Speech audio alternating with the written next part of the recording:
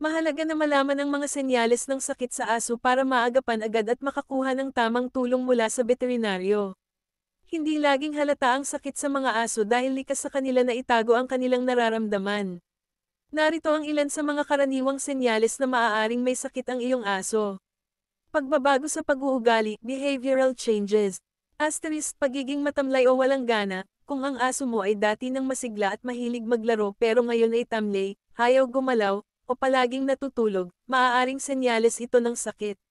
Asterisk, pagiging mas tahimik o pagtatago, ang biglaang pagiging mailap, pagtatago sa sulok, o pag-iwas sa pakikipag-ugnayan ay maaaring indikasyon na hindi maganda ang pakiramdam niya. Asterisk, pagiging agresibo o irritable, kung ang iyong aso ay biglang naging agresibo, umuungol, o nanginginig kapag hinahawakan, maaaring may nararamdaman siyang sakit o kirot. Asterisk, labis na pagdila o pagnguya sa isang bahagi ng katawan, maaaring may pangangati, iritasyon, o pananakit sa lugar na iyon.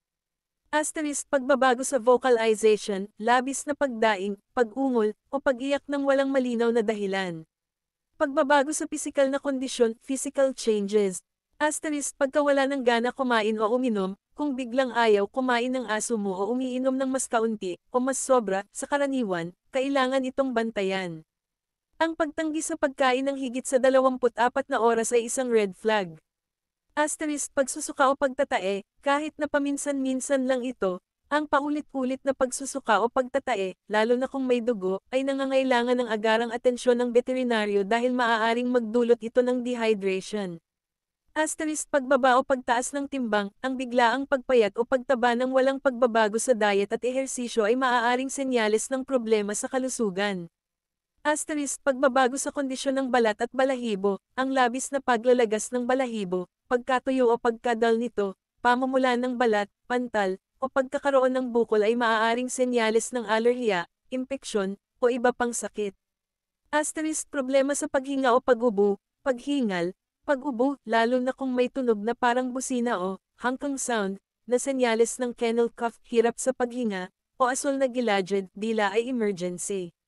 Asterisk, pagbabago sa pag-ihi o pagdumi, hirap sa pag-ihi, madalas na pag-ihi, pag-ihi sa loob ng bahay, kung sanay ng hindi doon, dugo sa ihi, o pagtitibi ay maaaring magpahiwatig ng problema sa urinary tract o kidney.